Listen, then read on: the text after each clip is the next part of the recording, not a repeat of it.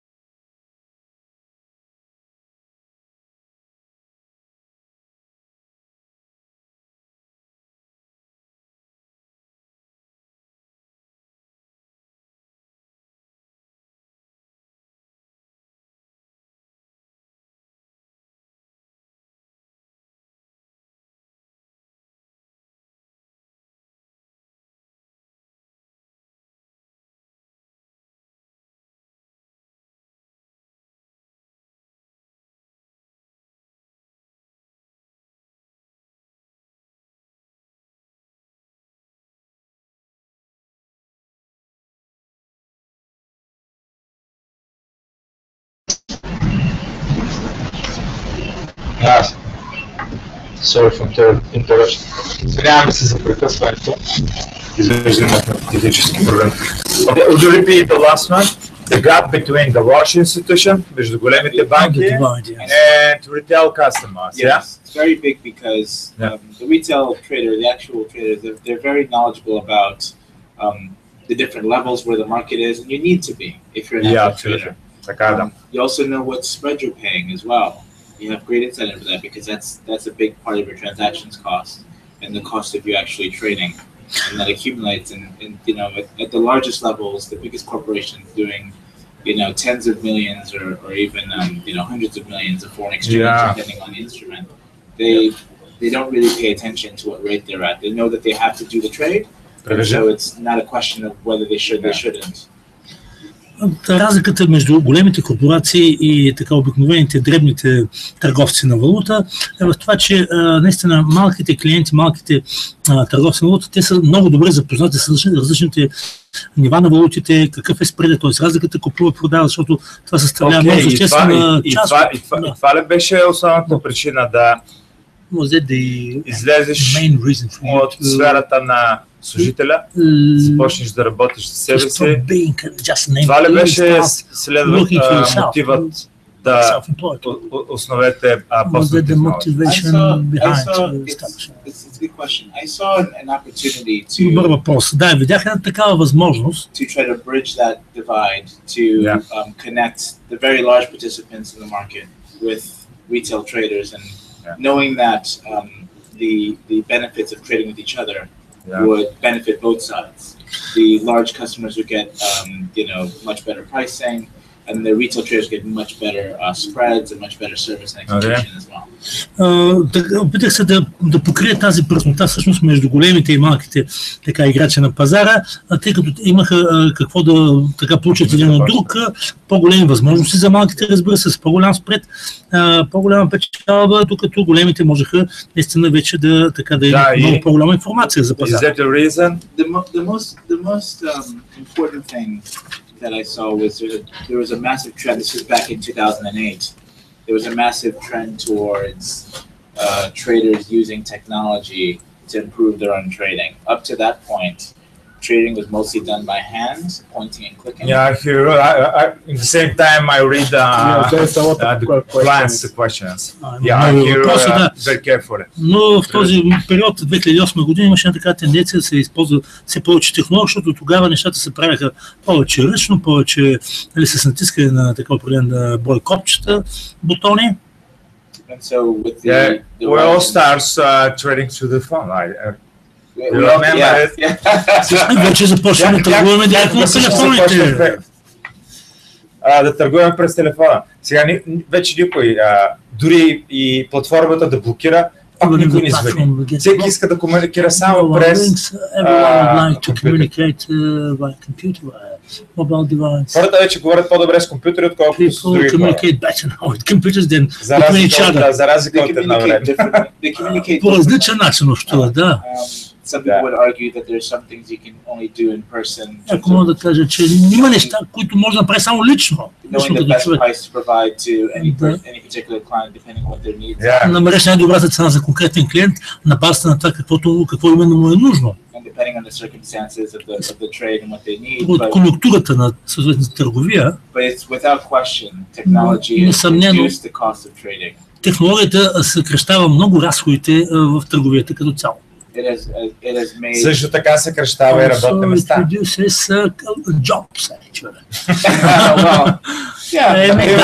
But those jobs are now become people who are selling technology. Но тези работни места сега хората отиват и вземат такива работни места да продават технология. Например, Кен Грифин на Citadel има 5000 квадратни метра моя мейнкорт, централния офис и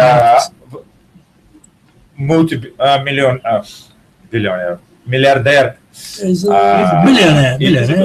Винаги е в първите 100 на Forbes. И в този огромен офис работят две момчета. Две момчета, които само наблюдават дали платформите не са спрели. Така е, нали?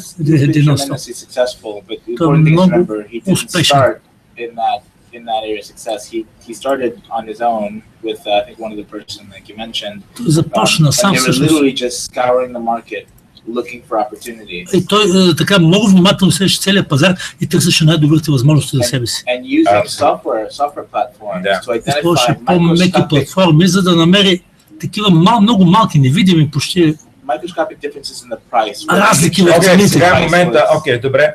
Сега е момента, понеже валят въпроси. Няма да ни стигне времето с няколко думи да обясниш какво точно представлява high frequency trading. Високочастотната търговия, да. Високочастотната търговия, това е един процес. Повечето знаят какво е високочастотната търговия. Опитай се да го обясниш максимално професионално, защото рядко идва такъв специалист. Именно. А пък ако хората не разберат, това ще бъде въпросите. И ще го обясним с прости думи, но понеже предни семинари, мисля, че сме го обяснявали с прости думи. Кажи точно както ти си го търгувал правил на софтуери, тъй като Кевин пише и софтуери. So in its most basic form, high frequency trading is is trading in and out of the market based on information that you have that you're able to collect. На база на информацията, която събира за пазара. To take advantage with very high leverage to take advantage of microscopic differences. С голям леверидж, т.е. да може да се възползваш от такива много малки разлики. It's not something you can do by hand. Това не става ръчно така просто. Само може да използваш технологията и то по най-добрия начин.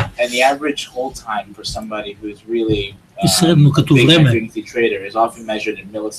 За милисекунди се отчита времето, което е необходимо за така успешна дейност. Кажи Кен Грифин какво прави точно?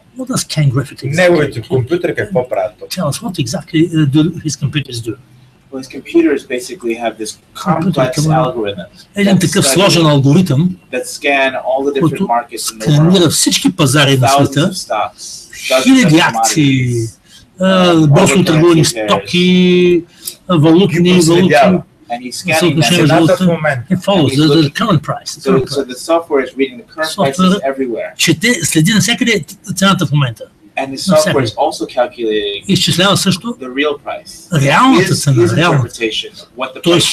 Тълкуването каква би трябвало да бъде цената, неговото тълкуване. Където има разлика. He tries to foresee actually. It's not in a way it's foreseeing. До някъде да предвиди.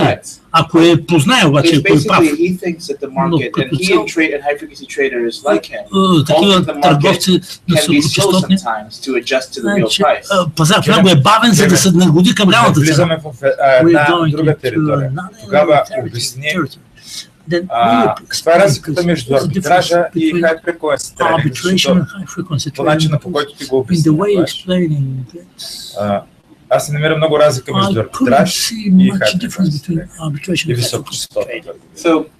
So arbitrage is basically looking at different price sources. Търси различни източници на цените и се опитва да идентифицира, да намери къде цените са по-бавни в една платформа. Търгува на такава платформа, като знае каква е истинска цена. И се опитва да tries to steal actually. Steal a price. It's technically legal, but абсолютно. I would be hesitant to call it stealing, but it's not something that's looked upon favorably by.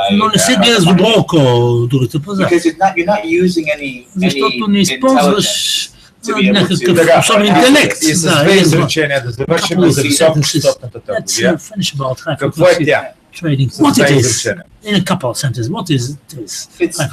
It's a way of looking at the market. Начин за който гледаме на пазара, защото е много сложна система, високо развита език, изисква такива инструменти, анализ, много сложен анализ. Много малко хора имат ресурсите или познанията. Има много възможности, разбира се, да разполагате с такива инструменти. Да печелите пари. Можеш ли? Ти можеш, убеден съм, естествено, защото си го правил, дори си и писал тези софтуери.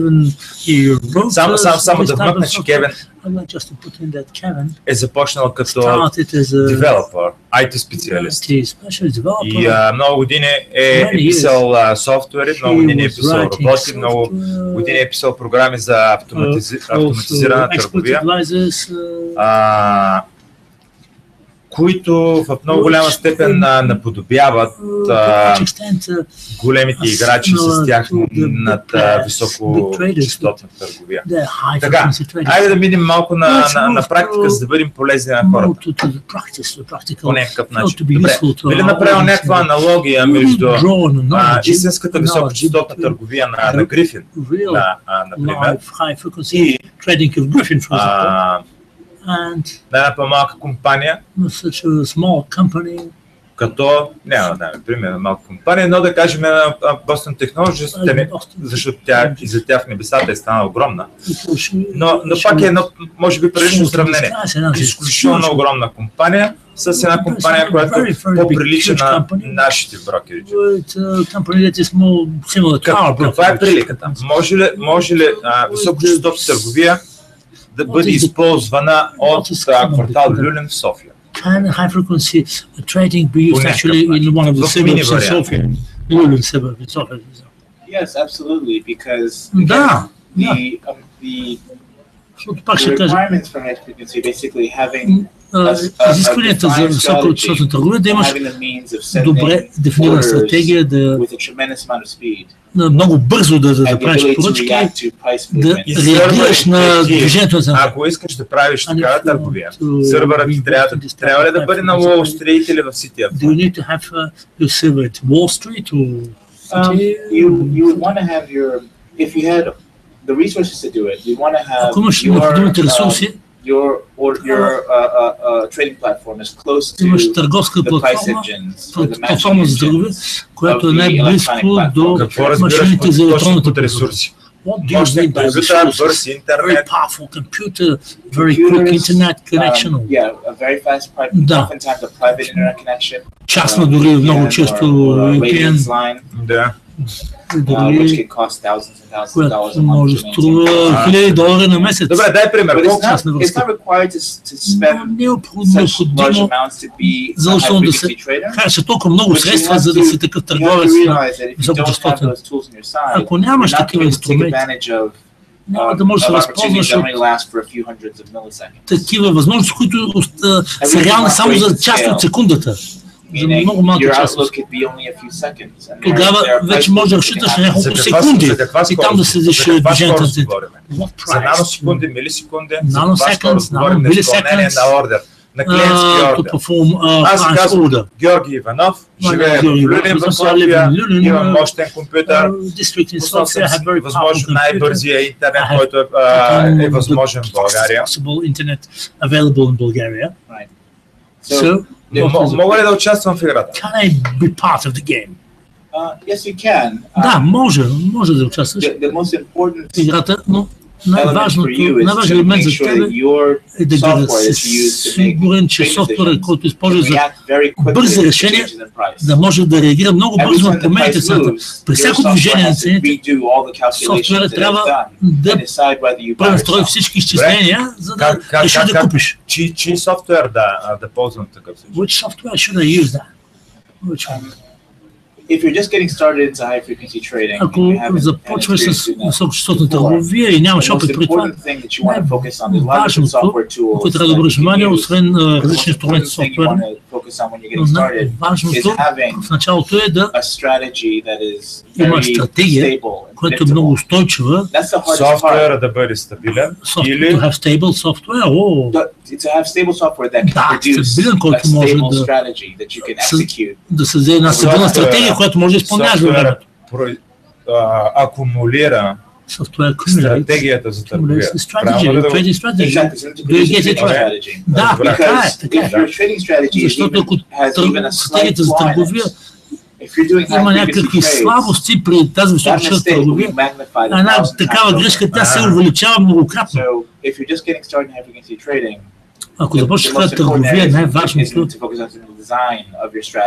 да обърнеш внимание на дизайна на стратегията. И скоростта трябва да е полезен. Да, имам много въпроси. Нека да минем към тях. Митко, давай първи. Let's start with the first one. Let's answer the client. Sure. Yes. Too many clients. It's rain of questions. Yeah. колко точно вярва Кевин в така наречените expert advisor роботи? In the expert advisors, those called robots. Какво мисли за тези милиони роботи, предлагани в интернет на цени между $55,000? What do you think about those internet robots that offered on the internet at a price about 55? И дали вярва, че срещу такива суми някой явно... And do you believe that for such amounts дали явно би ни предоставил истински печеливш робот за несметно богатство? We could get really a winning expert advisor robot to win us fortunes of money. Well, This price. if it were that easy to... Ако беше толкова лесно, $50,000 не са малко пари. $50,000 is quite a lot of money. It is a lot of money. Между 5 и 55.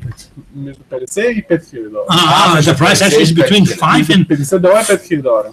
между 50 и 5,000. The price is between 50 and $5,000. 50 and 5,000. 5,000. You know, there are many robots for sale on the Много internet. роботи има And the truth of the matter is в интернет, но истината е такава, че that a lot of these много robots for от тях sale, they have all these promises and guarantees behind them. нали, вървят с големи обещания, And as a trader гаранции, myself, I know но като that търговец if мога there знам, is a че way to create a strategy that can Ако work in every circumstance, имаше in every начин market, да се зададе стратегия, която да работи по всички обстоятелства на всеки пазар, просто натискаш едно копче и не се занимаваш whoever built повече. that strategy would never sell it for any price. Ако някой може да направи така стратегия, той никога не би е продал за каквато и да е цена. I'm not saying that robots are bad. Не казвам, че But си what I'm роботи са saying лоши, is that you have to understand но трябва да how разберете, a че robot is intended to work. как And you also е have to програмиран understand той да работи този робот. in what circumstances will it absolutely not work. При And какви if обстоятелства той въобще ще блокира, the няма да работи. person selling that robot Ако is saying човека, that it's going който to work on any продава, circumstance, каже, why че should той you buy it при всички and run it? обстоятелства ще работи, ще I would stay печели, away ще... from that product because Ще каже, every пазете се от такива strategy, продукти, защото всяка the една market is very стратегия, dynamic, the market changes often. пазара е Every динамичен, strategy той се променя постоянно и всяка една will стратегия have different market conditions where it will има either различни условия stop на performing the пазара, way it's expected to, където ще спре да работи по начин, по който се очаква този робот, where it will backfire and it will end up или пък ще има обратен creating ефект substantial losses in your account. и ще ви донесе много големи загуби. Тоест ще има обратен ефект.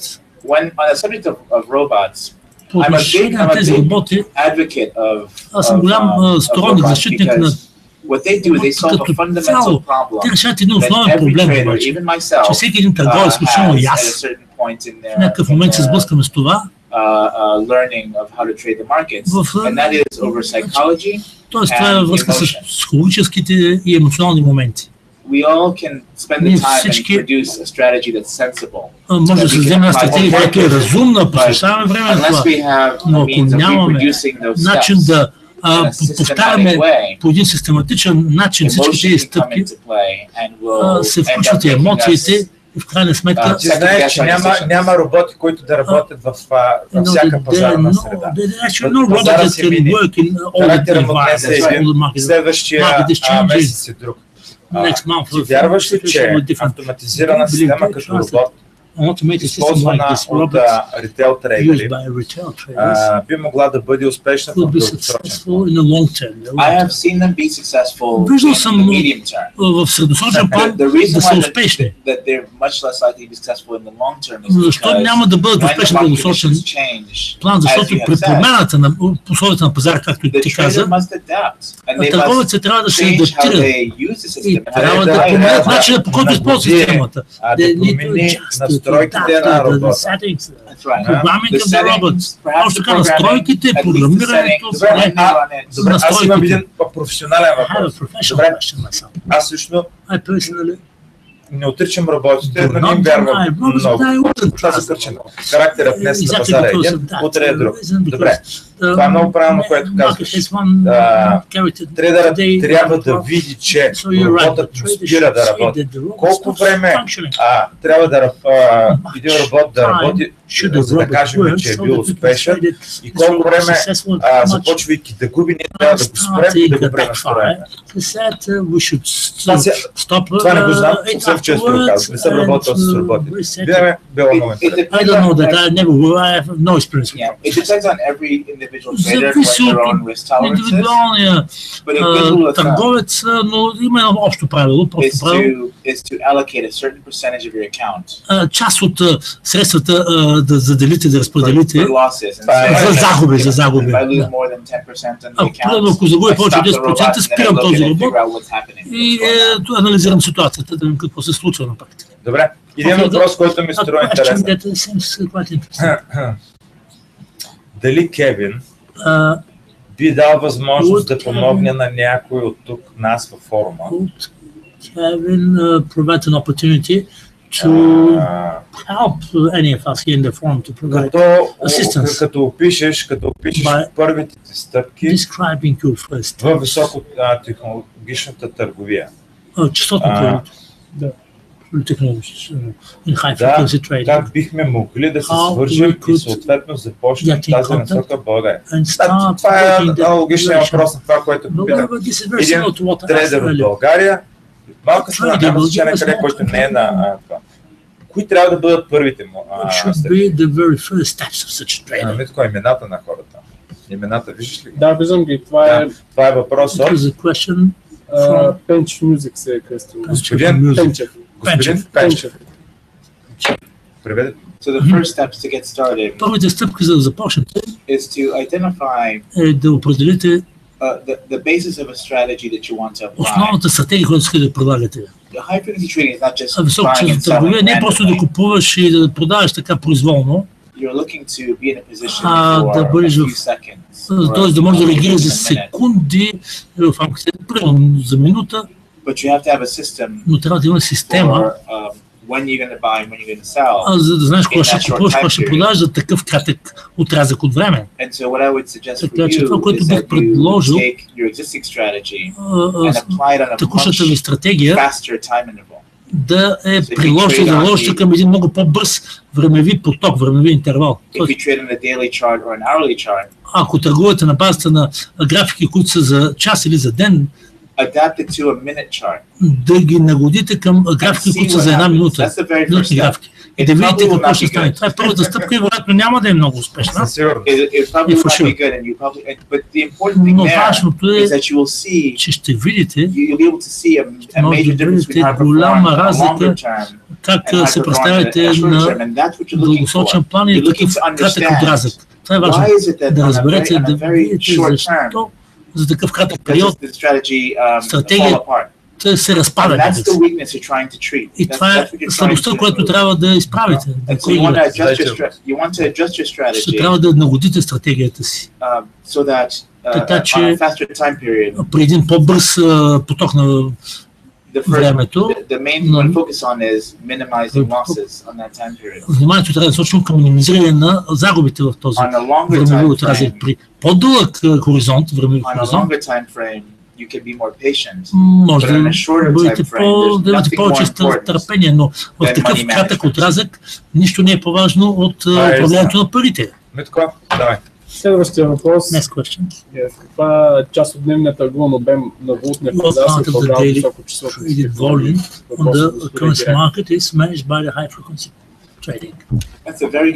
Много добър този въпрос. Няма официални данни. Мога да кажа, че 85% от фондовия пазар в Северна Америка е всъщност с високочастотна търговия. Кой има въпрос за high-end компютър, който аз не разбирам? После го задай го като следващ. Добре. Now the forex market. Форекс пазара на чуждестранна търговия. In some ways, high frequency trading is a lot newer to the forex market. Сравнително е нова високочастотна търговия, всъщност на валутния пазар, отколкото на пазара на акции. Цифрите са 85%, по-малко за високочастотния пазар в форекс търговията. На последните няколко години забелязвам много голямо увеличение на търсенето на системи за високочастотна търговия, инструментариума, алгоритми, стратегии за управление, системи за управление. Целият този инструментариум, който е необходим, за да може да разберем движението на цените за много кратки отрязъци от време. Така че няма да се изненадваме. Така че много важна тема, важен въпрос, който трябва с който трябва да запознати и да имате представа за него, защото нещата ще се развиват през следващите години. Следващия въпрос. Господин Левтеров, нужен ли е high-end компютър за да сме топ трейдер? Do we need a high-end computer in order to be top traders? No, you don't. Не. You need discipline, да имате дисциплина, търпение, a lot of time, много време, and an ability to constantly refine and improve what you've done. Подобрявате това, което правите и да го изпипвате до най-малките подробности. Защото като с добиването на по-голямо самочувствие, като търговец и увереност, когато има някаква много съществена промяна на пазара, в принцип трябва да започнете наново до някъде, за да зададете стратегията от начало. Затова ви трябва много търпение, за да може да се приближите към такива ситуации. Но за да сте успешен търговец, търговията всъщност предимство в тази връзка е наистина много важно в високата търговия, но не е най-важното да има такъв компютър и най-добра интернет връзка. Какво е хай-енд? Аз не знам, често признавам, не знам. Нека да обясним на... Тоест може да постигнете рентабилност, така печеливши позиции по различен начин. Това е отправната точка да подобрите работата с по-добра хардуер, по-добра технология. Ако нямате обаче добра стратегия, there's nothing that a fast computer can do or a fast internet. Нито бързият компютър или бързата интернет връзка много, за да имате по-голяма добра стратегия. Стратегия, която си имал предварително в главата си, която си умисил и която превъплъщаваш в това технология, пишейки софтуера на съответния робот. Това ли е? Какво значи добра стратегия? What do you mean by strategy? So it means using a set of inputs, technical indicators, всъщност входяща информация, технически новости, да получавате новини, да следите новините, вид на електронен вид, като сигнали, търговски сигнали, матрица с различни входящи данни и да го приложите към конкретна специфична инструкция, в която купувате, ако въведените данни са погрешни и хипотезите, на които заляга стратегията са погрешни, тогава няма да печелите. Ето един много реалистичен въпрос. Нещо интересно, което бих искал да попитам. Дали Кевин вярва, че някаква малка минимална сума пари, като начален капитал, бихме могли да създадем много пари, написано е милиони, ще перифразирам, много пари, за кратък период от време и дали познаваш такива хора, успели по този начин. Как е на господина? 14 години съм вече в този бизнес. Виждал съм, срещал съм се пресичали пътищата с няколко стотин хиляди търговци, може би. Много малко са тези, които са започвали с наистина незначителни суми и са ги превръщали в огромни пари. Това, което мога да ви кажа, че тези търговци са много малка част от общата маса търговци. Но е възможно, това е възможно, да. Виждал съм с $50,000 да стигна до 3,5 милиона. Аз не разбрах. Това е вдъхновяващо.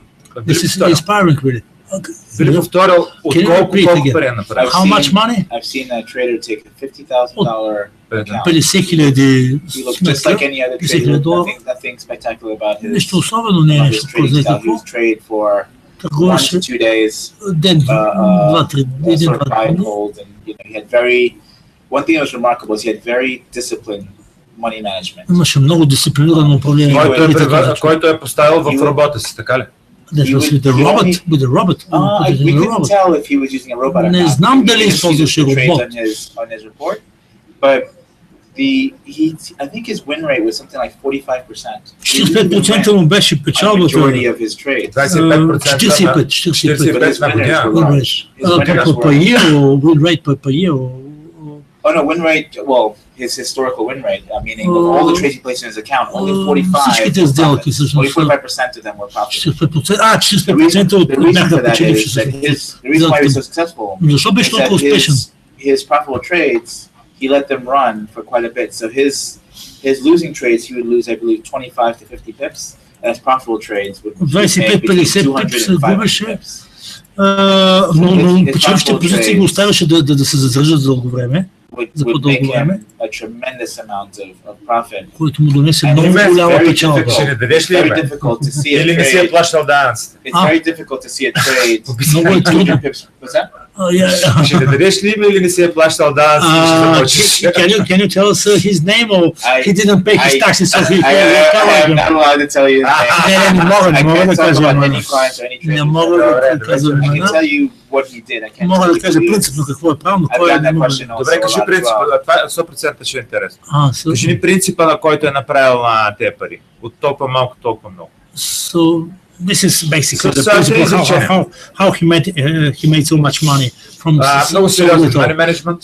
He had very substantial disciplined money management. He traded only 2 pairs.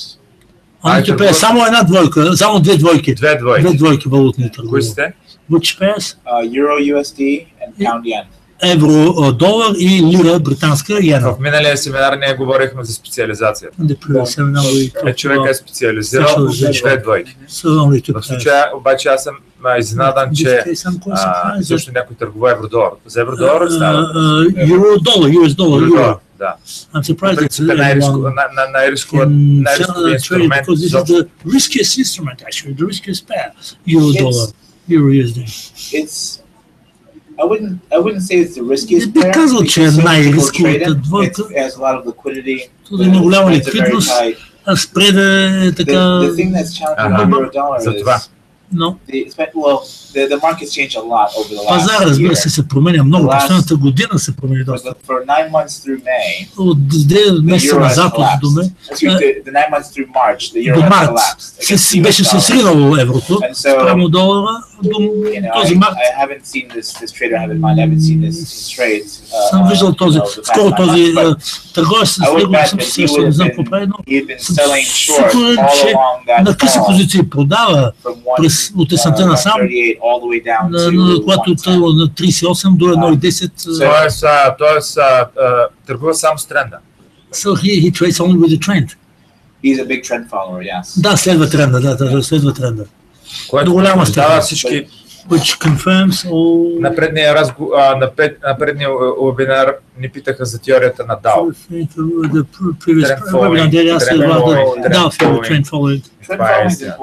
Важно е да се следва тренда. На базата на моя опит, повечето от дребните търговци печелят. Meaning when the market's going up back and forth to levels, retail traders are amazing at buying low and selling high. Много добре са тези търговци, като купуват на ниски позиции, продават на високи. Но проблема е, че това колебание свършва и пазар или ще се качи, или ще падне и няма да се възвърне.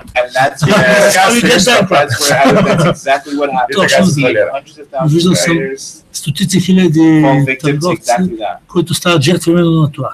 Because they use a margin call as a stop loss. Защото под марджина в момент губят.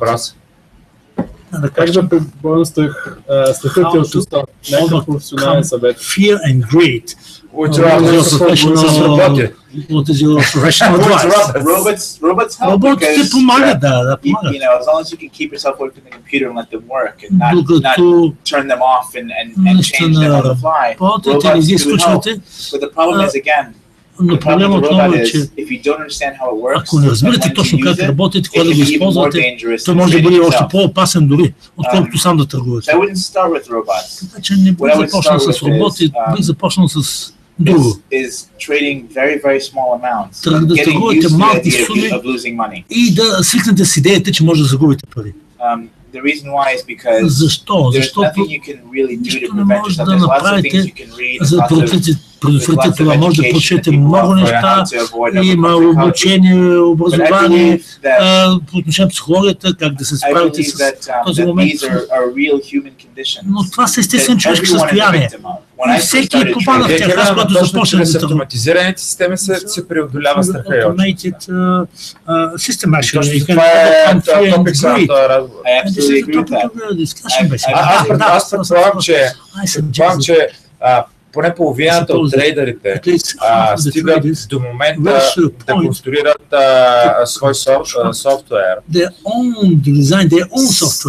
вследствие на загуби, загубата боли, борба на алчността и страха. Не е ли точно работа този, който преодолява? But maybe the robot actually overcomes that in avoiding emotion. That's true. Така е. But again, so to go back to my original point. За върнем към първоначалната тема. Robots are great са страхотни. If you feel comfortable with how they work. Ако сте спокойни, знаете как работят, ако сами ги проектирате, разбира се, знаете какво може да очаквате, как могат да работят добре. Но проблемът тук е, че if you override the robot or if you change how it's used. Ако промените начин, по който той се използва, if you overtrade, ако търгуваш, if you change the robot so often. Exactly. Или ако го променеш настройки прекалено често. И двете са грешка. They're both mistakes. Exactly. Точно така. That's the major danger. So even before you have the robots, and I believe honestly that people should use robots more because they can solve a lot of these problems. Вярвам, че хората трябва да използват повече роботи, защото могат да решат тия проблеми с емоцията, с сложността. Но трябва да стигнете с идеята, че може да загубите в търговията. И това не е край на света. Completely blowing up their account. Че това няма да унищожи абсолютно всичките ви средства. So if you can trade and follow a discipline, ако може да търгувате, следвате някаква дисциплина, да губите от време на време пари, ще се научите да търгувате по-добре, по начин, по който да имате стратегия, която да следвате. И да ви донесе успех. Малко да станем малко по-конкретни, за да бъдем по-полезни. Тук виждаме интересен въпрос. Си ли ми го премести? Не, да влезне още на въпросите. Каква, изгубим се въпроса, но го помня. Какъв робот използваш ти? What particular robot do you use? Сега, аз тук ще вмъкна едно малко пояснение. Small clarification. На Кевин софтуерите и автоматизираните системи, които сам произвежда, които произвежда от 17 годишен, минавайки през FXCM, сега CFH, Deutsche Bank, не са точно роботи, които... Не знам дали не прекаляваме с тази дума роботи. Има ли по-обикновено? Това всъщност е софтуер. По-семпла дума няма, нали? Кевин, аз знам, че ти няма да разкриеш до край. Да, това е ясно. И аз съм на твоето място и аз няма да разкрия до край. I'll tell you about the first robot I ever designed. Ще кажа за първи робот, който бях проектирал. Съвсем просто. And I did build it using MetaTrader 4. And it was very simple just to get comfortable with designing robots. Свикна с проектирането на роботи, концепцията на различни търгови. И препоръчвам на всички, които се интересуват това, да изградят една много проста система, за да видят, че могат да го правят и да започнат с изграждането от някъде. Това, което ще се превърне после стратегията, която ще използват. След като инвестират достатъчно време в процеса. Тоест, тази проста стратегия, която използват, беше, че входящите данни бяха 3 подвижни средна стойност за 2 седмици. And the 200 day moving average. 3 moving averages. So basically, I use the 14-day moving average. Anytime it would cross средните средни стойности за 14 дни, за 2 седмици. Там, където се пресичат, тогава всъщност търгувах посоката на пресичането. Anytime it crossed the 200-day moving average, I would add to my position. 200 дни добавях към позицията. Всеки тайм, когато какво? Всеки път, когато? Sure. So I had a 15-day moving average, 50-day moving average, 200-day moving average. Anytime the 15-day moving average would cross the 50-day moving average, I would trade in the direction of that cross. Were you successful with that? It actually broke even. So that is successful for your first system. That is successful. Окей, това е началото. Би ли казал с 3 изречения, без да разкриваш каквото и да е, за последния ти проект? Само да върна, че Кевин има разработена система точно с високо ниво high frequency трейдинг, което струва милиони. Не преувеличавам. Не преувеличавам. Естествено, че той няма да каже подробности по тази система, но все пак можеш да кажеш с 3 думи. За какво става въпрос? It really looks at то наистина е разглежда ликвидността на пазара. Обикновено банките пускат цени към пазара, примерно 1 до 5 милиона на котировка. Стратегията използва различни фактори. One of the major components of that is how much risk is the bank taking at any point in time. Какъв риск поема банката всеки един момент, which shows an inherent demand for търсене not very much liquidity available за тази валута и когато няма достатъчно ликвидност налична, тъй като очевидно банката усеща на къде ще тръгне пазара, т.е. като има различна връзка между различните банки, може да се ориентирате по отношение на посоката, към която ще тръгне пазара. Т.е. този показател е много силен. Алгоритъма се опитва да предвиди движението на пазара или да изпревари ценообразуването.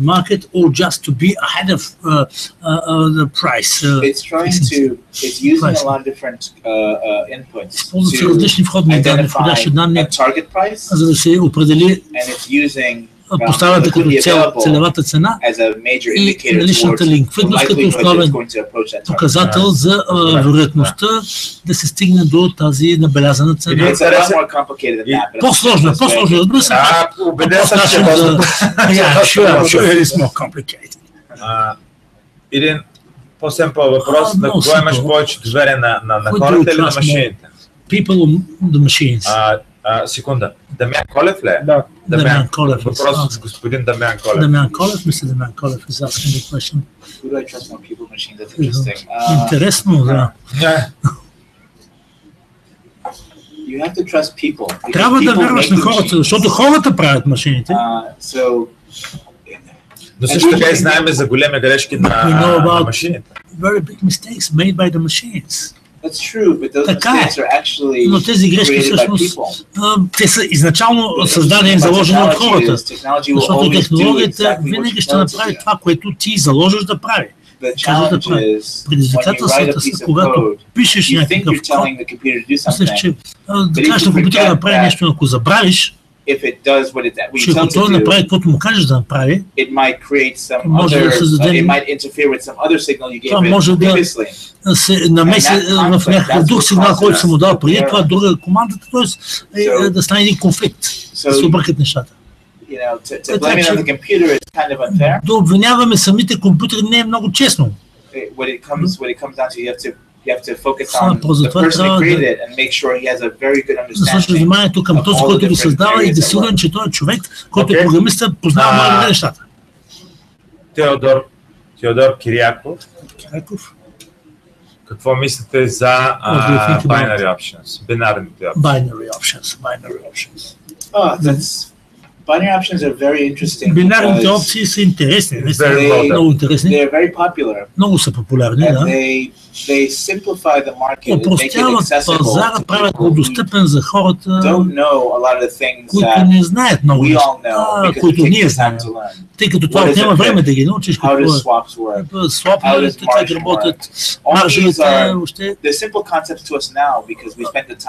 Това са прости за нас концепции, сега, но ние сме ги изучавали. Но ако се спомняме първите дни, когато сме отворили платформата и да спомняме колко е било страшно. Добре, Кевин, нямате бинарните опции, допиране точки с геймблинга, с казино? Any area of trading can be confused for gambling. Всяка сфера на търговията може да се вземе за хазарт, зависи кой е търгува, кой е зад екрана. Ако искам да залагам на хазарт, мога да отида на платформата и просто да случайно да щракна с бутона и това е като хазарт. Имате ли нямат? В сравнение с останалите финансови инструменти, които се предлагат масово. Нормално търгуване на Форекс, нормално търгуване на акции. Аз да не говорим, че бинарните опции нямат нищо общо с do not have anything in common with the real options, with the actual options. They do track the underlying market because there's a spot rate is a component of how they're priced. Защото спот ставката е компонент от цената, реалната пазарна цена има въздействие на но най-голямото предизвикателство пред бинарните опции е спреда, разликата в продажницата при инструменти към 15%, което значи, че да спечелиш $1000, трябва да платиш $150. Говориш за нормалните опции. Speak about normal options. Не за бинарните, за бинарните. Трябва да платиш $50. 150.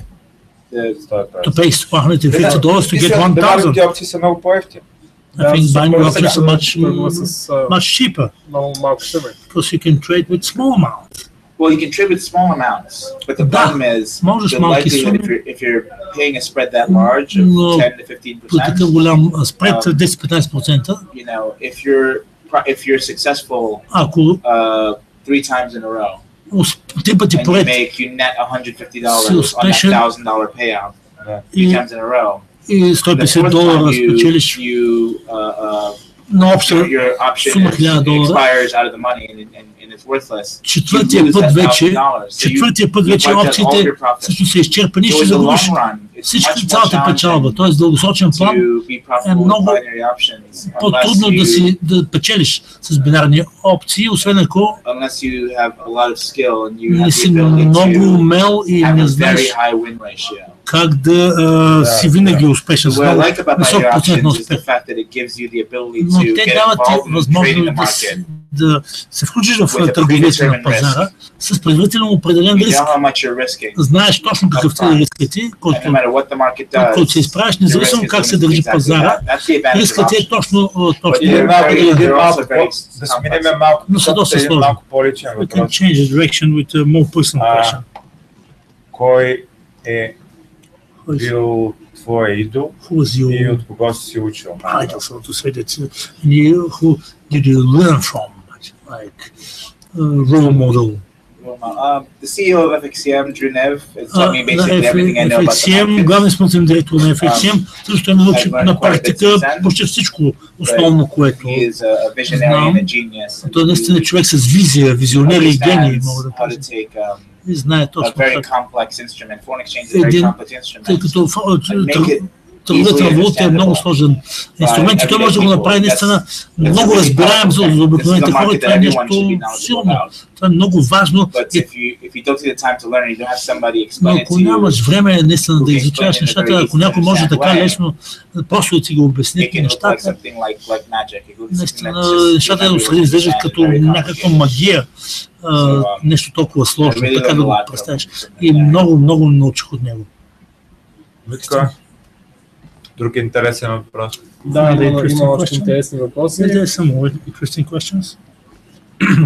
Каква система използва господин Кевин за откриване на текущ, дългосрочен и краткосрочен трейд? Kevin uses to open short-term and long-term trade.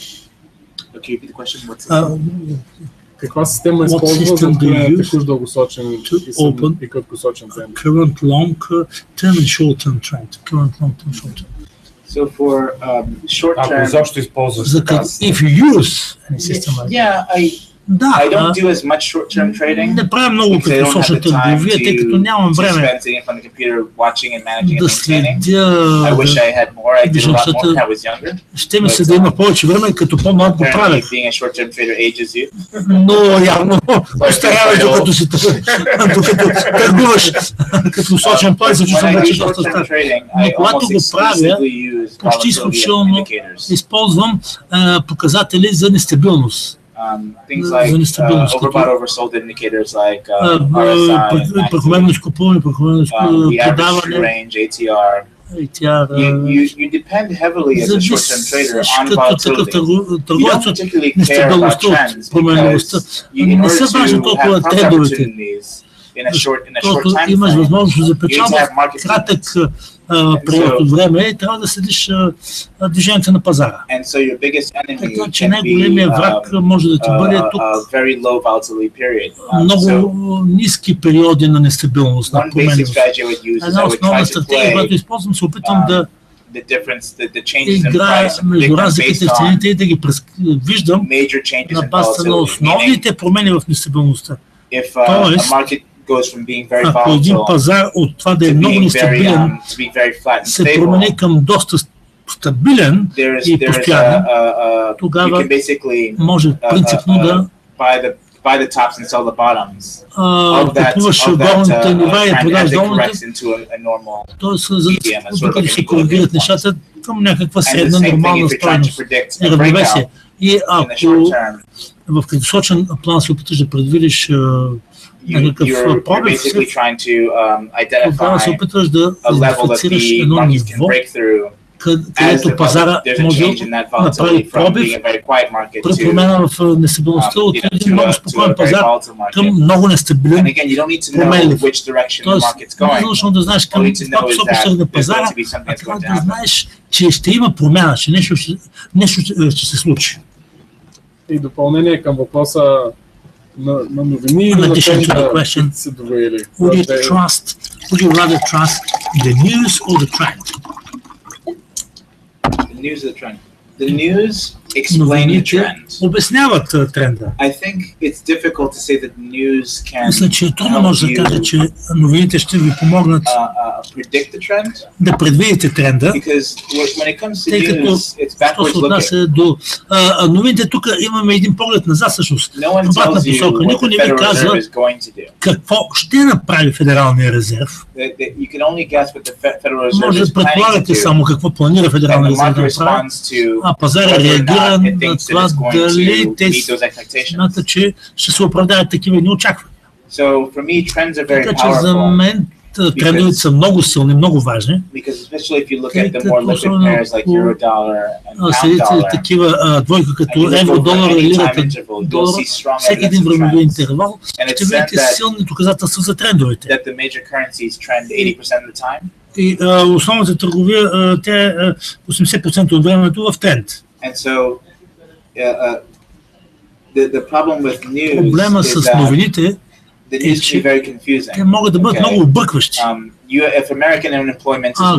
Ако е ниска безработицата в Съединените щати излизат силни цифри,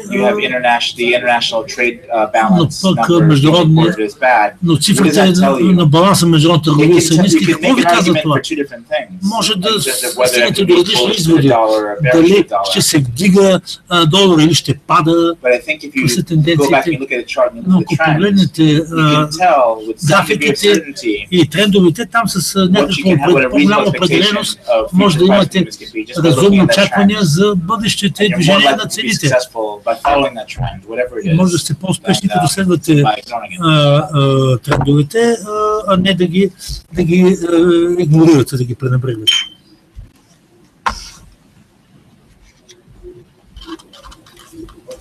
Може ли high frequency трейдерите да предизвикат висока волатилност на пазарите и това да доведе до големи загуби в сравнение с нискочастотните трейдове? Could high frequency traders cause major volatility on the market so that it could lead to losses compared to the low frequency traders, to normal traders? That's a very good question. Това е много добър въпрос, наистина. The truth of the matter is that there's no single Истината е, че няма нито един участник на пазара, който да може да окаже много трайно въздействие на цените на пазара. Пазарът е твърде голям, за който иде. Дори Централна банка не може да има такъв траен ефект върху цените. Способността на пазарите, т.е. да им се влияе от който да е играч, участника, съществува за един период на малка ликвидност. Ако има голяма несигурност, особено преди някакво очаквано събитие, ще видите, че ще има големи спадове в търговията, активността на търговията. Тоест, всяка една търговия от всеки един участник може да има някакво значително влияние върху цената. Интересното е, че на базата на моите наблюдения, фирмите с високочастотна търговия избягват пазари с ниска ликвидност, те първи излизат от тях и не напускат, защото става твърде непредсказуемо какво ще стане. Така че системите не могат да определят, да идентифицират какво ще се случи в един такъв сценарий, който няма реална информация, на която може да се реши. Ако е нормален пазар, стратегията също няма да работи. Този отговор се покрива малко с въпроса на един наш професионален трейдер, колега от нас, който е на работа в момента. Той пита, е ли възможно? Окей, ние ползваме Bloomberg Professional Terminal, Reuters и така нататък. Е ли възможно? Например, някой от големите инвестиционни банки или хедж фондове да изтича информация преди самия релиз, преди самата новина. Някой да я получава с милисекунди по-рано и да се възползва от това. To get some news milliseconds earlier and to make use of that, to get the information first. Аз лично, извинявам се, ще прекъсвам. Аз съм го задал на един от шефовете на Bloomberg в Лондон. Той не ми отговори. He just wouldn't answer. Той не ми отговори. The news organizations that provide real-time информационните агенции, медиите, които предоставят новините, всъщност пускат новините в филда. Те предоставят тези информация на не съм големи хедж фондове, пенсионни фондове, земни фондове, хора с милиарди долари. Знам, Dow Jones има такива, Reuters. Те имат свои информационни услуги, новинарски, които съобщават новините за част от секундата, наистина, в електронен вид. Така че те продават скоростта на доставка на тази информация на новините на всички, които ще платят колко струва, няколко сотни хиляди на месец. Очевидно е скъпо, но ако получаваш по-бързо доставите на информацията, това може да бъде много печелившо. Where does this fast information come from? It comes from Dow Jones and Reuters and companies like that provide real-time news. Такива компании, They които sell предоставят a новини specific в реално data време. feed. Допълнително заплащане. For additional Допълнително payment. заплащане. Горе-долу колко струва, Кевин, това? How much does it I cost? think it's about $250,000 a month. $250,000 За да получаваш по-бързо новините faster от останалия свят. than the rest of the world. The fastest Най-бързия възможен начин, най-бързия. No one can get it faster than people Никой who are creating по-бързо не it. може The да actual central го bank получи reporting по-бързо от тези, those които го numbers. създават и Централната банка But once it също becomes public подава тези information, цифри, но they have technology има in place технологии, to които as могат quickly да as possible to предадат report people. новините на всички, които се плащат по най-бързия начин. So Много бърз начин. it doesn't necessarily always mean that on Но every означава single news винаги, event че you'll be able to make money using that tool. на базата на всяко едно събитие, което ще бъде в новите, If може you're да се печели, operating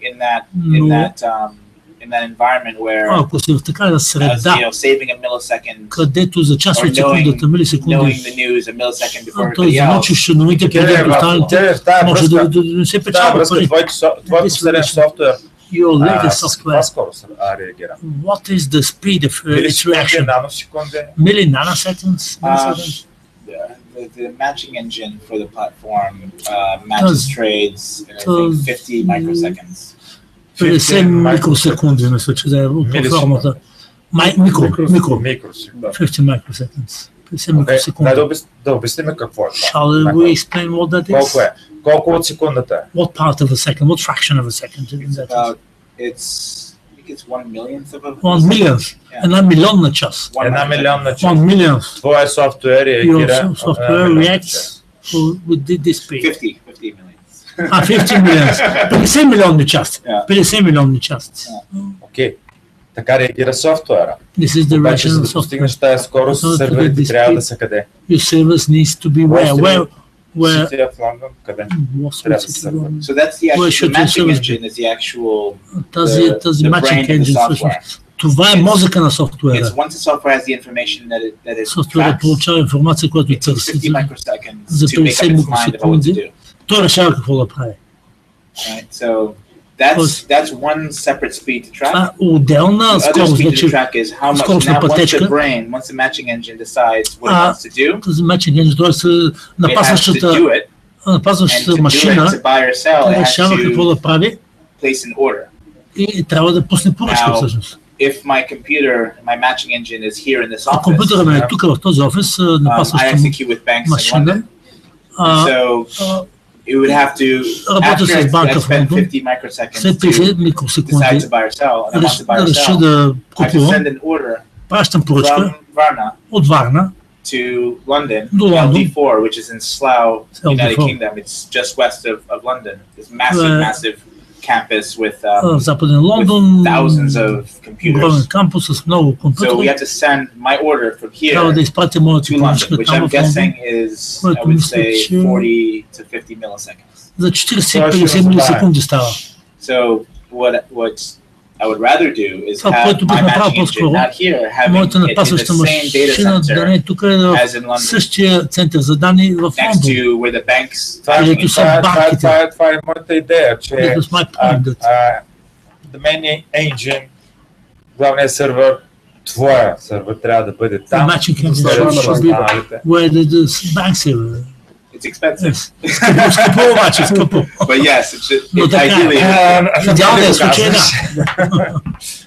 The closer it is, the faster you're able to react. Колкото е по-близо, толкова по-бързо може да реагира. And if you wait too long, the opportunity can disappear. Разбрах. Имаше един въпрос. Колко време ти е отнело да се стигнеш от обикновено IT до това ниво, в което си в момента? To grow from regular IT employee to your current level. How much time? Well, 14 years, but 14 години. I'm still learning it. Но все още се учи, Trading is something that you can never stop learning. Търговията е нещо, в което постоянно се учиш, пазарите се променят, постоянно намират начин да те изненадат. Най-лошите дни като търговец е, когато се събуждаш и си мислиш, че трябва наистина всичко да знаеш за пазара.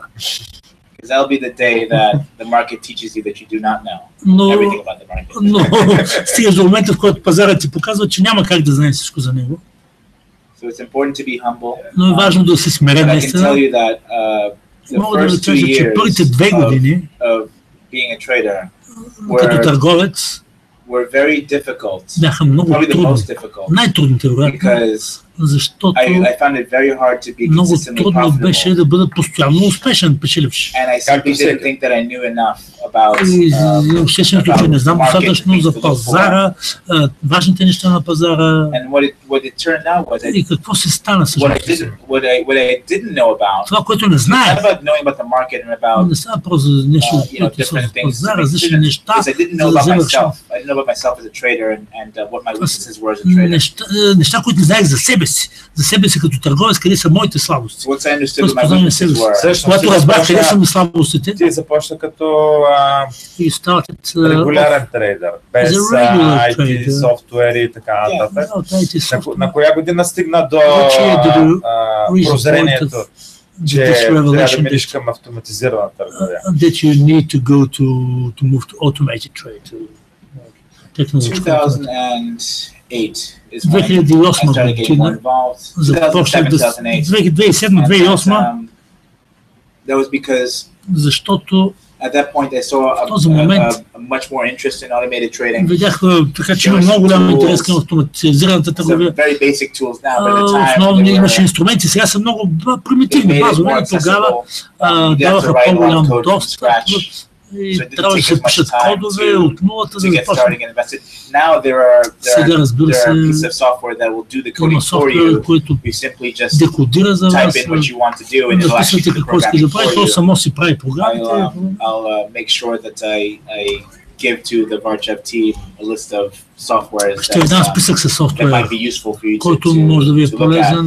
Just contact them, email them or call them and they'll send you the list.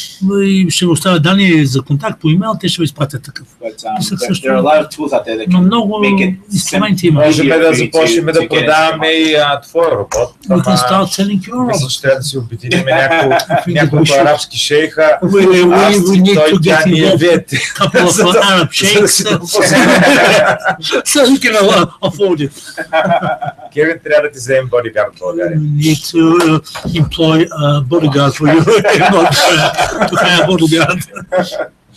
Абсолютно. Митко, нещо интересно за теб? Anything interesting, Митко? Да, имаме тук още един въпрос. Някои от предните наши семинари имахме тема за снопове от стопове. There was a topic за какво стопове. Да си поставяме стоповете извън снопа, така че да не бъдат обирани. To put the stops outside the beam. Put the stops outside the Вътре в робота ли? How to stop the stops outside the clusters?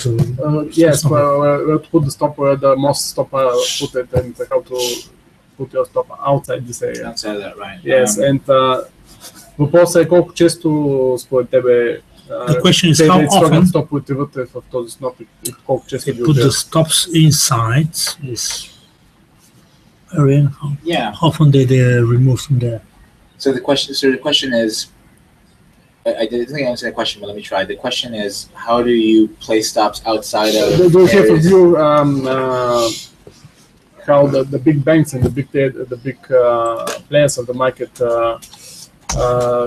just move the price to fill the stops of the clients? I see.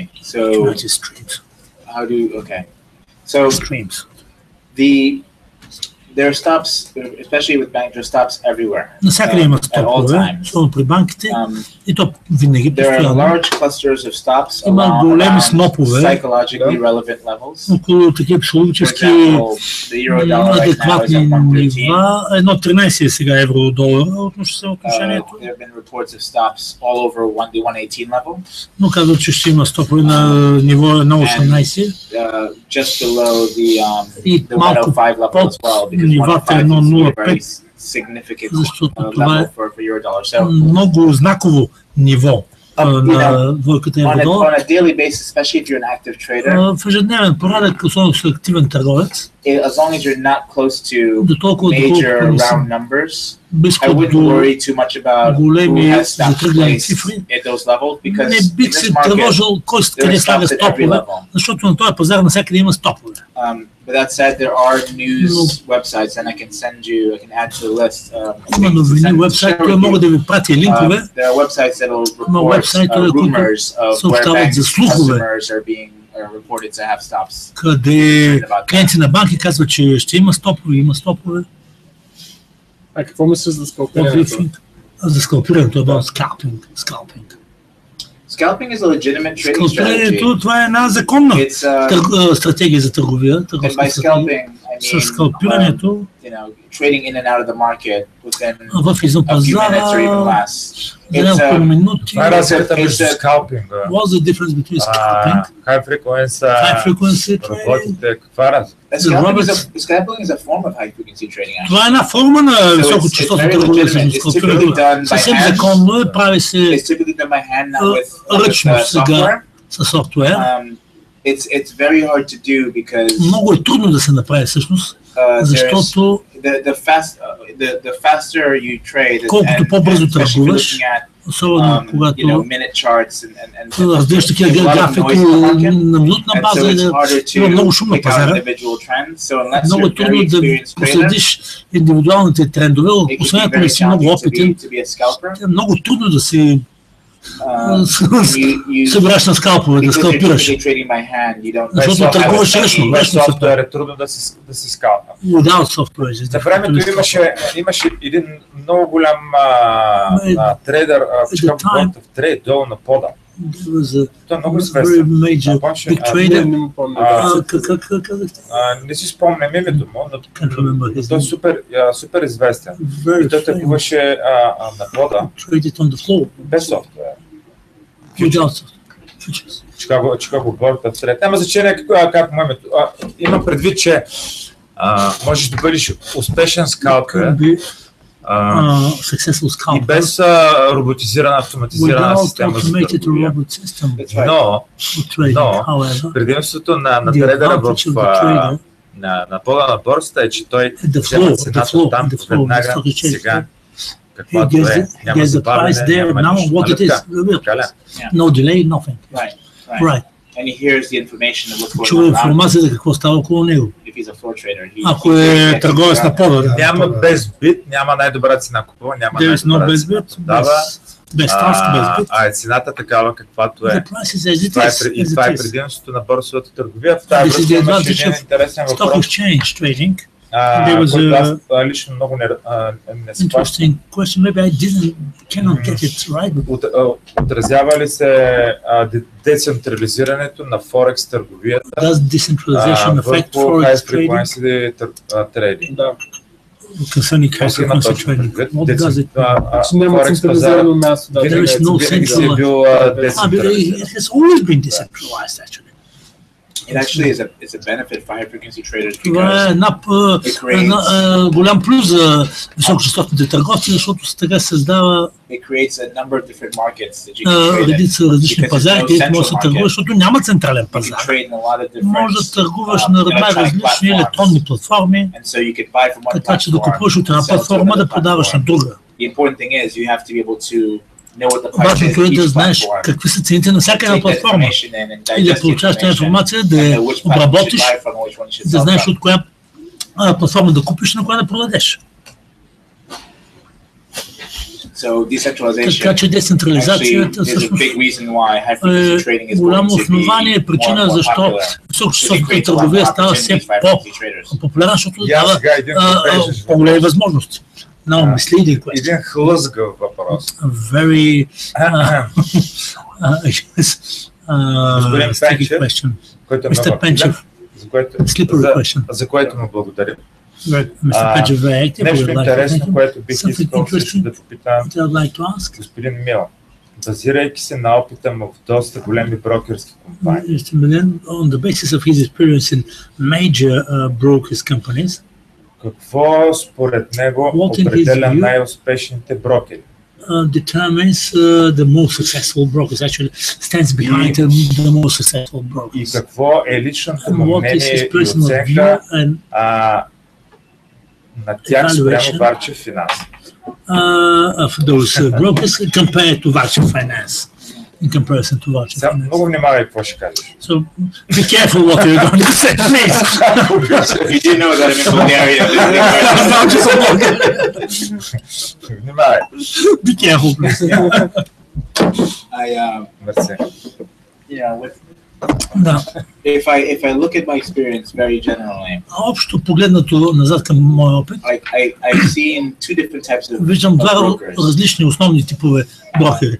Brokers who are looking to make a lot of money, търсят начин да спечелят много пари, are looking to get as many traders as possible, send them money, все повече търговци да търгуват с тях, за да печелят за себе си печалба. Това не е много печелиш бизнес, повярвайте ми, ако сте успешни. And the other type of broker is the broker who's trying to help traders които се опитват да помогнат на търговците да печелят, да научат пазара добре, да търгуват по начин, по който искат, за да могат да приложат своите стратегии и да се възползват от тях. Така че тези брокери, те са реално по-успешните. And it's not about things like getting cashback rebates or bonuses for accounts. Да получаваш заплащане, бонуси, премии по сметките, по клиентите. A broker should really, a broker's job is to give you the trader the tools to make trading инструментите на търговеца, за да стане търговията по-лесна и по-малко стресираща. Той е като един портиер, като си гост на хотела, те са на ваше разположение, за да си прекарате по-приятно и по-добре. Тоест, ако установите, че брокерът, с който работите, не ви помага, за да живеете, да се чувствате по-добре, видите, че на първо място те търсят собствена печалба, максимална печалба и на вас гледат само като източник на пари, а не като на търговец самостоятелен, като източник на доходи. Така че много от големите фирми на пазара, които знам, те следват втората тенденция, втория път избират, е именно да слагат на първо място търговец. И аз лично вярвам, че няма как да се успешен брокер, ако търговците не знаят, че ти искаш те да печелят. Т.е. работи за това. И да отговоря на въпроса за Варчев, защо съм тук. Всъщност. Познавам Бисер от много години и се възхищавам на начина, по който ръководи бизнеса си. Мисля, че той наистина полага много грижи за търговете, за квалификацията, обучението на своя персонал, на своите търговци, да постигне целите си. И мисля, че е много важно да има такива хора, които да развият пазара, особено в в България, такава страна, България, където има много активна търговия на международната валута, на пазара на международна валута. Мисля, че нещата ще се разрастват, всички вие ще натрупате повече знания, повече опит и бъдещето може да бъде много добро за България. Мисля, че Варчев са много успешни в това, което правят тук в България. Дори са по-успешни в България, отколкото някои от големите фирми по света, които не са базирани в България. И това е съвсем логично според мен, защото някой, който е местен тук, познава нещата, той разбира българската търговия и какво е необходимо. Тук какво е нужно на хората, може да предоставя ресурси, образование, което една фирма в Лондон или Нью Йорк не може да направи. Брокерски въпрос. Do brokers really face high risk to allowing high frequency trading with high leverage? Преведи го на български. Да, само че аз го изпуснах. Добре, аз ще го преведа. Значи, поемат ли брокерите по-голям риск, ако имат трейдери, за клиенти трейдери, които търгуват посредством високочастотна търговия? Брокера това застрашава ли брокера? That actually use high frequency trading. is that like a threat for the broker to have a client trader? It can be dangerous if би могло да бъде trader is опасно, using a tremendous amount of leverage. ако трейдера, търговецът използва много голям леверидж, If the trader deposits $1,000 into an account депозира and he $1000 uses в една and he puts сметка on the trade и of търгува 100,000 euros, 100,000 his trade евро, is 100 times the size of his търговията account. всъщност 100 пъти повече, отколкото е сметката. So he can trade a much Така bigger че може position да търгува много than по-големи he позиции, has отколкото in his actual account, има because в the своята broker is сметка, extending защото him credit брокера to be able to do that. всъщност му разширява Whether the кредита, за да broker може is да го executing направи. the trade himself Ако брокера сам извършва and is търговията keeping it, и държи на or if he's passing the trade on to the bank, или пък предава търговията към it банката, represents a risk. това представлява риск, Because if the trader is, защото ако if търговеца if there is a significant movement in the market има значително движение на пазара and the trader has a very и big търговец има много trade on relative to his account size, голяма make търговия or lose по отношение a lot на of своята money сметка, той relative може да to his account спечели или да size загуби in a very short много period of пари time. спрямо своята сметка за много кратко време. And so because it's so Тъй unpredictable, като нещата са it makes it много more challenging for the непредсказуеми, broker to много manage the risk of по-голямо that предизвикателство за position брокера accordingly. да управлява риска на такива едни позиции по адекватен начин. Now that's for an example where the trader has Един пример, $1,000 in his когато account. търговец има Imagine the account where the trader has $1 million in his account. в сметката. Представете And си, there ако are има many 1 traders out милион, there that have 1 accounts милион this size. в сметката има And that такива shows you how the търговци problem can be и magnified. показва как може да се задълбочи такъв един проблем в много голяма степен. Окей, отиваме към час и половина. Без да се усетим. С какво да завършим? Кевин, можеш ли да кажеш нещо, което според теб е най-важното за всеки трейдер? Какво, което най-вече да прави и което най-вече да не прави на базата на твоя огромен опит или то не всички имаме голям опит, но това опит е много на високо ниво. Далече от нас. На базата на опитай се да избягаш от клишето.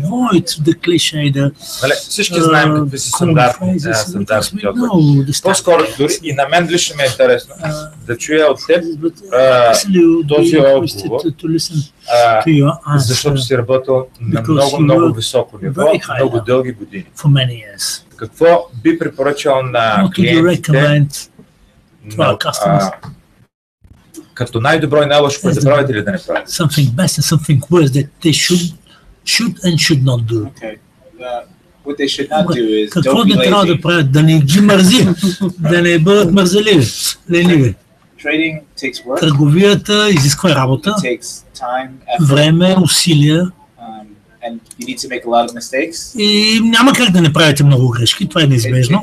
Ще ги направите, Being a profitable trader does not come но да easily. си печелиш търговец не става лесно. You cannot buy profitability, Няма как да си купиш това да си печеливш and you cannot count on luck и не можеш да разчиташ на късмета, на шанса. to make the difference between Късмета, за да whether you make money or lose money. т.е. да направиш разлика между това дали ще печелиш или ще загубиш. If you're not happy with Ако the performance of your accounts, не сте доволен от това, което се случва с сметката ви, как it се won't get движат better нещата, by itself. нещата сами няма да се оправят. So you have to ask yourself, what is Трябва да се missing? зададете въпроса какво липсва тук, какво ми липсва, What do I need to do to какво improve this? трябва да направя, за да What skills do подобря I need to нещата, learn? какви умения трябва да Do придобия, I need new technology? дали ми трябва някаква нова технология, Is there something that I don't understand about или my own пък trading? нещо or не my market? разбирам по отношение на начин, по който аз тръгвам, или пазара не го разбирам добре. You contact your broker or Или a да се trader that свършите you с know and ask for help брокер in или those търговец, areas. който познавате и да се консултирате с него за Аз посъветвате. искам малко повече да стисниш периметъра. Свързано с топиката на тая вечершния разговор, високите технологии. Окей, за обучението на трейдера, грешките, постигането на успехите, експириенса, опита и така нататък. Окей. Свържи това, моят въпрос с високите технологии. Sure. Добре, I would say бих казал, if you, things to do това, което трябва are да направите, ако look into automated trading. Така погледнем автоматизираната търговия. Един много лесен начин да имате изключение на това. Да използват една програма за копиране. Трейд копинг програма. Защо е най-простият начин? Защото е много лесно да изградите един тракер, да, да използвате стратегията на някой друг, за да не разработвате някаква собствена стратегия на този етап и да се запознаете по този начин с начина, по който работи автоматизираната търговия. Тоест какви печалби и загуби това ще даде на вашата сметка. Ще донесе на вашата сметка. Също искам да ви насърча да потърсите различни инструменти, които ще ви дадат така един много добър поглед, виждане, което обягва на много от търговците. Също един пример е в това малко като един показател за настроенията. Има инструменти, които могат да измерват процента на търговци, които купуват или продават някаква валутна двойка и да знаете какво правят всички. Тоест 70% от търговете са с криптовалути на еврото и това ви показва, че вероятно то ще се вдигне. Защото пазара се движи срещу това, което всеки прави. Прави точно обратното. Ако прави т.е. това ви дава едно предимство. How much does it cost? Някои от тези инструменти са безплатни. Ще ви подам такъв един списък, който... Перфектно за Варчев. Някои от софтуерите са безплатни. Така че ако се свържете с нас на кой имейл да дадем? Traders. Кажи го. Ще ви изпратим всички неща, които Кевин ще ни предостави като списък. На traders@varchev.com. Traders с S накрая. @varchev.com. Мерси, Кевин. Това беше изключително полезно последното, което каза. Благодаря много за въпросите. Благодаря за всички въпроси. Надявам се да сме ви били полезни. Ако имате някакви други въпроси, съжалявам, че не можахме да отговорим на абсолютно всички запитвания, но все пак стана час и половина, а аз вярвам, че всичко на час и половина почва да става досадно. Затова нека да продължим тази комуникация по имейл. Ние лично с Митко се ангажираме това, което Кевин ни предостави, като фритус да ви го изпратим на вашите имейли. Ако ни изпратите вашия на traders@varchev.com. Благодаря за вниманието и лека вечер.